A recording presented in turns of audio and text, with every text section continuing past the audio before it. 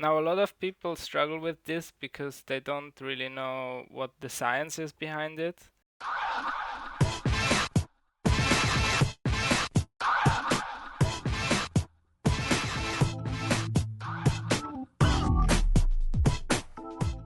Hey guys, this is Clone, and today I'm gonna bring you another tutorial, this time for shadows. So as you can see in this piece here, you have the shadows and they have a small gap here at the arrow. And today we are gonna show you how to do this. You can do this with black, but you can also do it with color, for example here with the gray, and then on the back, even on the background with this darker red. For example, you don't have to do it with black all the time. Now, a lot of people struggle with this because they don't really know what the science is behind it, and I'm gonna show you how to do it right, and then after that you're gonna be ready to face every challenge doing the shadows. So to show you a little example, I made a fast sketch here. This is not a great sketch, but it works for what we're gonna do today. So the shadow is principally the light is coming from somewhere, for example from here, from this part, and it basically shows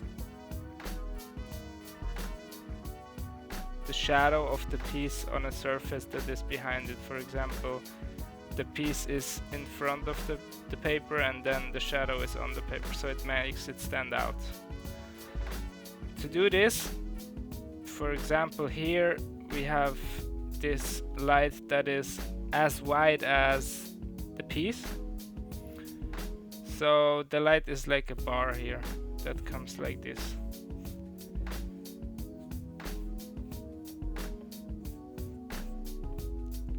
Now to do the shadows, you basically have the whole piece behind the piece again.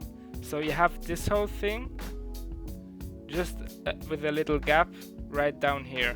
To learn this, you can do a simple trick. So you take a transparent paper, like this baking paper for example, and you just put your sketch on this paper. So now I have an exact replica of the sketch on this paper. Now I can move this down or wherever the shadow should be, and I can see where the shadow would be if I did everything perfect. So if it's like this, then you see like the shadow here. This is gonna be black, and then you have the perfect shadow. So you're gonna try to make this here, and then you can check if it's right with your paper. So you do the shadow, you do a square, and then you choose how big of a gap the shadow should have to a piece. For example here I'm gonna take like 1 centimeter.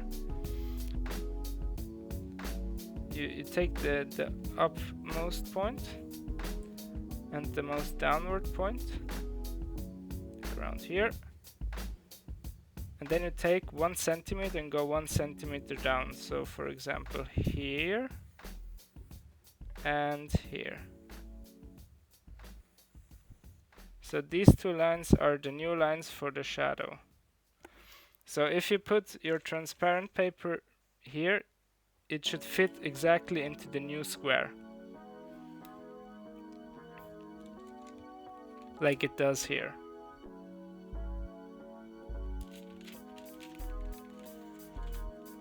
So now what you're gonna do is you're gonna paint the whole piece again on the new square, so it is like a replica. So you're gonna try this out, and you can always check with the transparent. If you're not that used to doing the shadows, you can always check. So just use this method a few times, and then when you feel safe and secure, you can do it without the transparent thing. So what you're gonna do is you're gonna work on this new square, and then you're gonna check where the piece behind it, like the shadow piece, is gonna stick out. So for sure it's gonna stick out here, And then you have this line, and this line is gonna be here. So there's always the 1 centimeter here. It's kind of making 3Ds, but without the lines. So then the next one is this, and then you can fill this like that, but not this part, because this part is not the shadow. Like the piece is gonna be like this behind it.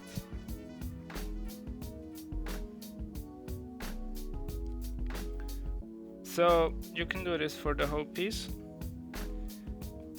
Around here it's pretty basic, like if there's nothing special, it looks kind of like 3D. But if you have like edges, like here you have a different form, and you cannot make a 3D like this, because that's not right, because that straight part is not available. So you have to take that round part, so you got to make it round instead of straight. So like this, and put that here away, and then you have the shadow of that extension. Also here it's not right there because it has a gap. So if you would have this element behind it, the shadow element, it would look like this. It's basically the exact same element, but just with a gap of the 1 centimeter down. So you can do this for the whole piece. And if you are not sure, you can just take your transparent, put it here, and control if it's still good or not. For example, here I see, oh, I made an edge here, but there's no edge. So I will just put the edge away, or the edge is a bit less square.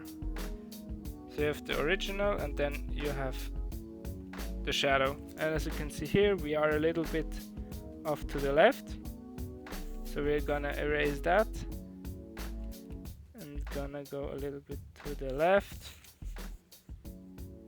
Now it looks kind of right. It doesn't have to be perfect, I mean, come on.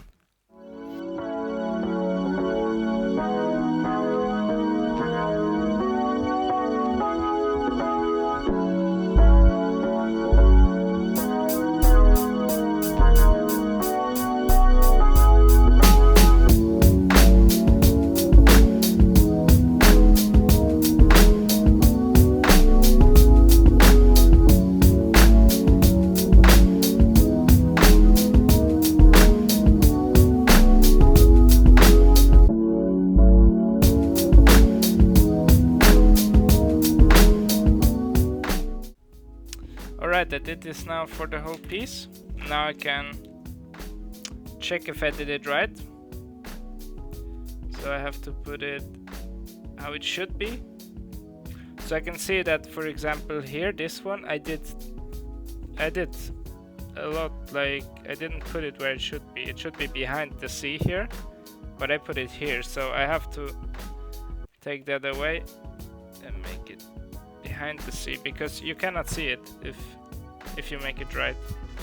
Also here I can see I missed a little bit of that one. Otherwise it looks pretty good. Here I have to do more, I guess. Like I have to do it all around until here.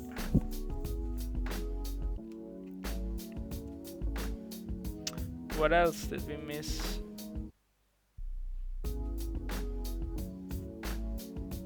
Looks about right, I guess.